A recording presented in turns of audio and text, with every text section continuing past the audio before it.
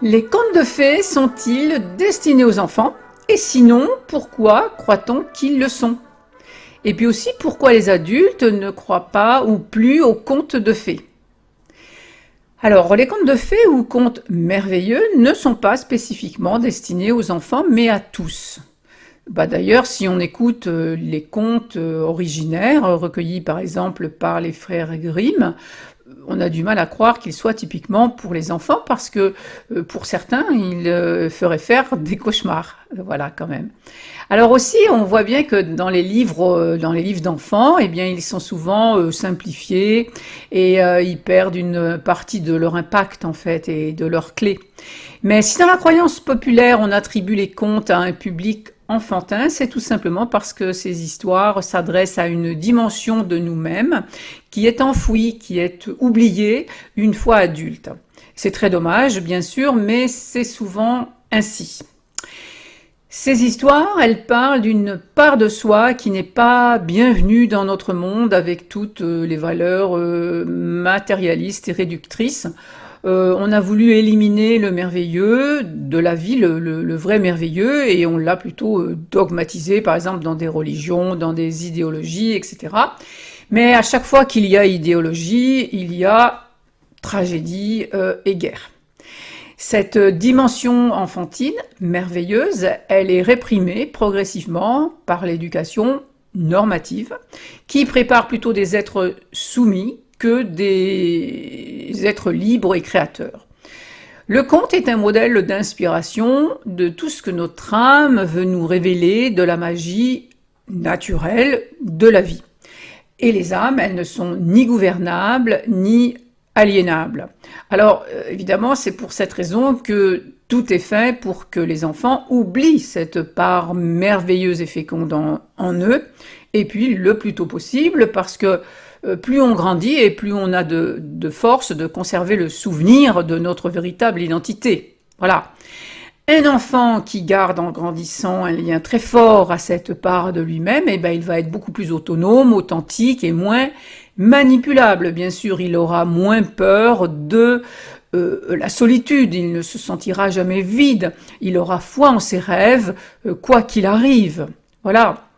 Donc le problème de l'adulte, c'est quand il a abandonné son enfant intérieur, et là ça en fait un être malheureux qui ne sait plus qui il est et qui ne peut plus suivre son évolution, il peut plus continuer à grandir en sagesse, en intelligence, en vertu, il ne sait pas qui il est.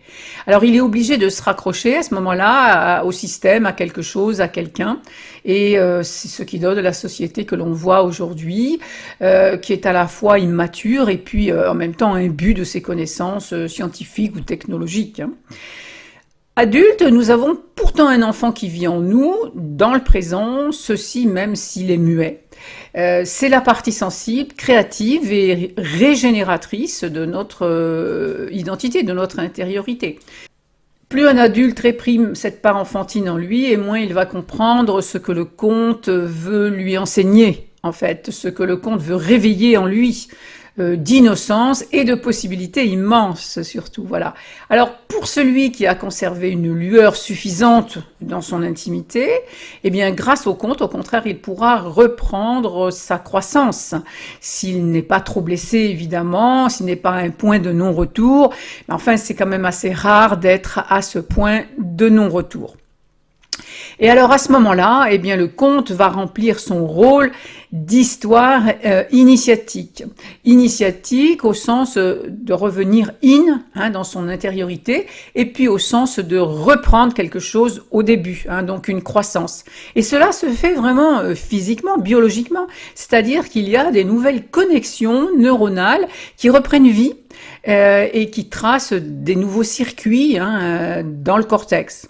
Voilà, c'est-à-dire des nouveaux programmes de réussite qui avaient été interrompus, qui se remettent en place. Très souvent, il y a des personnes que j'accompagne qui disent à l'issue d'un entretien qu'elles ont mal à la tête.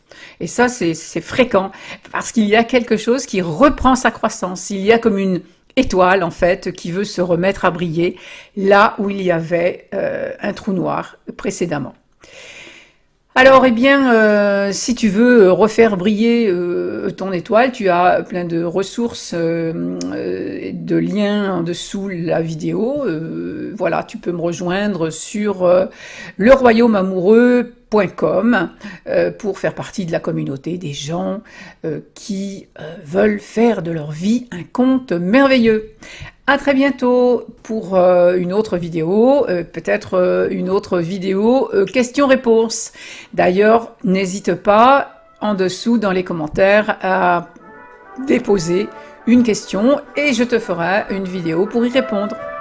Ciao!